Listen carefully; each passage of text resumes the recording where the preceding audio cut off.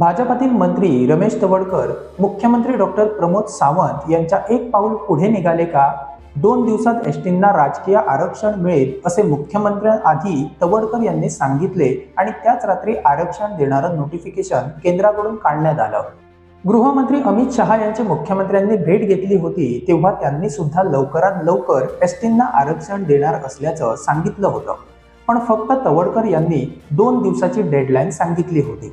आता यावर तवडकर शाईन होत मुख्यमंत्र्यांपुढे एक पाऊल त्यांनी टाकलंय का असा प्रश्न आता निर्माण झाला आहे.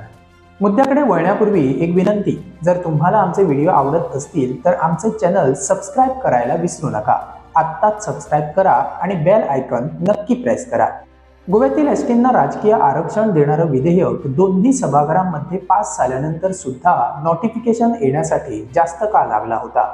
त्यानंतर सगळे एसटी राजकीय नेते सगळे हेरेदावे विसरून एकत्र आले. त्यानंतर सरकारमधील मंत्री आमदारांनी सुद्धा खुद्द त्यांच्याच सरकारला अल्टिमेटम दिला. त्यानंतर नोटिफिकेशन काढण्यात त्यांनी सरकारला भाग पाडलं. हे त्यांचेच काही नेते सांगत आहेत. भाजपने आदिवासींना आम्ही न्याय दिला असे कितीही शंख फुगले तरी ते एसटींच्या दबावाखाली येऊन केलं हे सगळ्यांनाच माहीत आहे. आरक्षणाचे नोटिफिकेशन आले तरी सुद्धा त्यांना आरक्षण 2027च्या विधानसभा निवडणुकीपूर्वी मिळणार की नाही याबद्दल मात्र अजून संभ्रम आहे. कारण सेन्सेस 2001चे विचारात घेतले जाणार असल्याची तरतूद म्हणे त्या विधेयकात असल्याने सगळा गोंधळ होण्याची चिन्हे आहेत. ॲडव्होकेट क्लिओफात कुतिनो यांनी त्याबद्दल अधिक माहिती उघड केली आहे.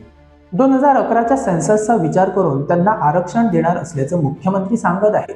आता आरक्षण नक्की मिळेल की त्याला अडथळे येतील यावर प्रश्न उपस्थित होतोय.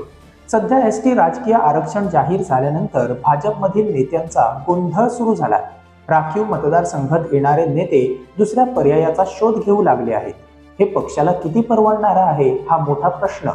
जोपर्यंत आरक्षण पदरात पडत नाही तोपर्यंत विश्रांती घेणार नसल्याची घोषणा एसटी नेत्यांनी केली आहे. त्यामुळे फक्त नोटिफिकेशन काढून जातायत दिवस असं होणार नाही याची जाणीव येते.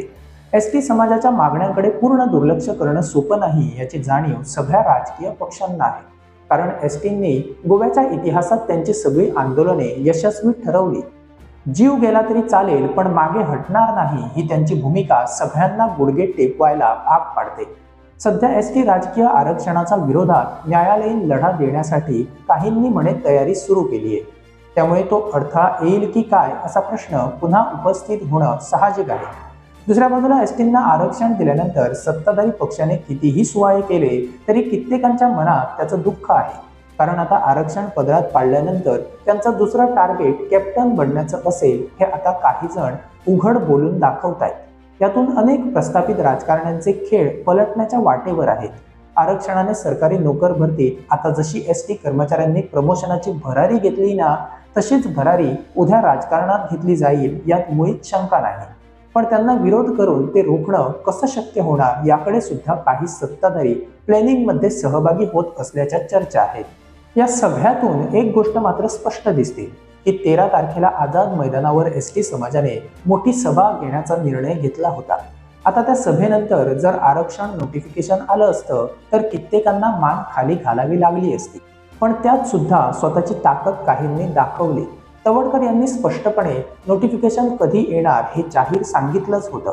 त्यामुळे केंद्रात तवडकरांचं वजन काय आहे याची जाणीव इतरांना देखील आली असेल. दुसऱ्या बाजूला गोविंद गावडे यांचं मंत्रिपद सुद्धा तवडकरांमुळे गेल्याचे आरोप तेव्हा त्यांनी केले होते. आता ते सगळं विसरून समाजासाठी एकजूट झाले आहेत. तवडकर यांनी तेव्हा स्वतःसाठी सुद्धा आणि आता समाजासाठी सुद्धा आपली ताकद दाखवली याचं क्रेडिट ते घेत आहेत.